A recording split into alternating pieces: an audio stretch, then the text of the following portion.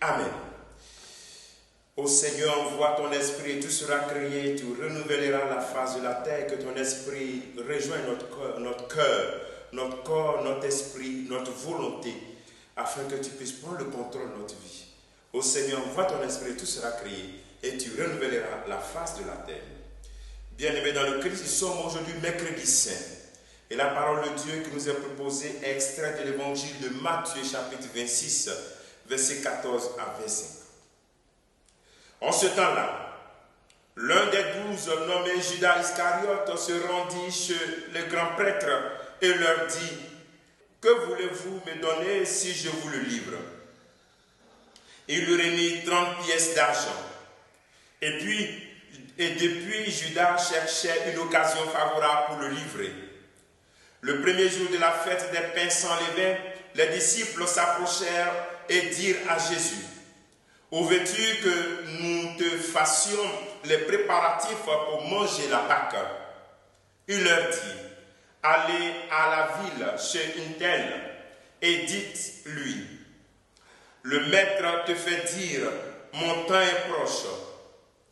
C'est chez toi que je veux célébrer la Pâque avec mes disciples. » Les disciples firent ce que Jésus leur avait prescrit et ils préparaient la Pâque.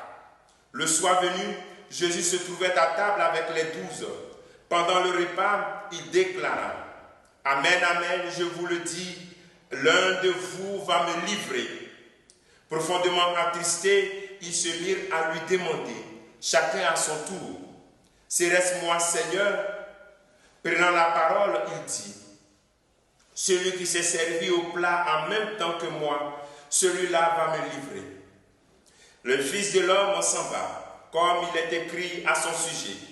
Mais malheureux celui par qui le Fils de l'homme est livré.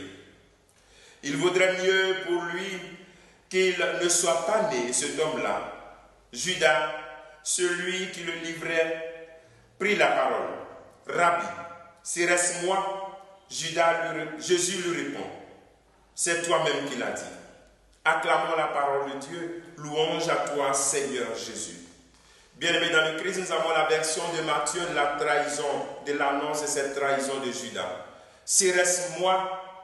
Voilà, ce serait-ce moi exprime ce qui se passe dans notre vie.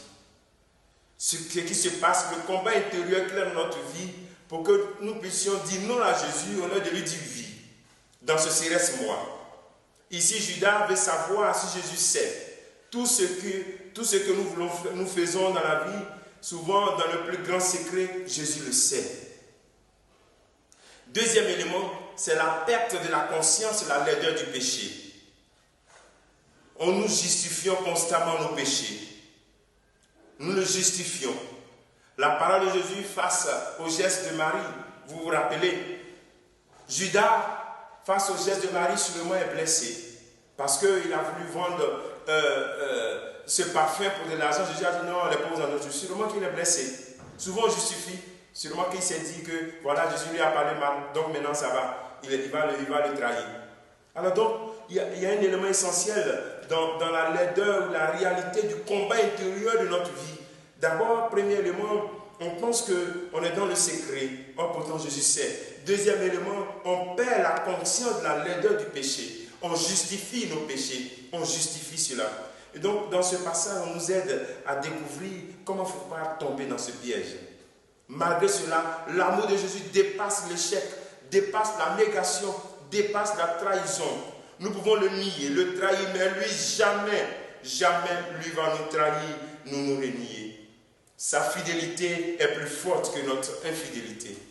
Et la question des 30 pièces d'argent, c'est un symbole pour nous montrer combien de fois, quand nous péchons, nous mettons nos péchés supérieurs à la valeur, à la grandeur de Jésus-Christ.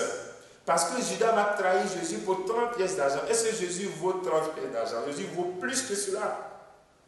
Et donc, ce symbole nous invite à prendre conscience combien de fois, même par le mensonge, la fornication, l'adultère, le refus d'adorer Dieu, tout cela nous fait exprimer le fait que cela est supérieur à Jésus-Christ. 30 pièces d'argent, Jésus ne vaut plus que cela. Donc, ce symbole fait l'objet de la réalité du péché qui met Jésus tu mets Jésus en dessous de notre péché. Or, pourtant, je suis un plus grand même. Je suis un grand. Donc, en fait, c'est comment est-ce que, quand tu regardes cela, comment t'aider dans le combat spirituel intérieur à comprendre que non, je ne vais pas continuer à permettre que le mensonge soit supérieur à Jésus-Christ. Non. Ni la fornication supérieure à Jésus-Christ. Non, je ne vais pas permettre cela. Il faut que cela s'arrête dans ma vie. Ça suffit. Voilà ce que le Seigneur te demande en ce jour. Une repentance, une prise de conscience. Contemple donc l'amour de Jésus-Christ. L'amour de Jésus-Christ, l'amour de Dieu comme travail ce jour. Et qui t'attend malgré tes trahisons. Malgré nos trahisons, Dieu a toujours les bras ouverts pour nous accueillir. Pour te dire, ma fille, je te dis à tout, je t'aime et je te pardonne. Que le Seigneur te bénisse, qu'il nous bénisse tous en ce jour. Au nom du Père et du Fils et du Saint-Esprit. Amen.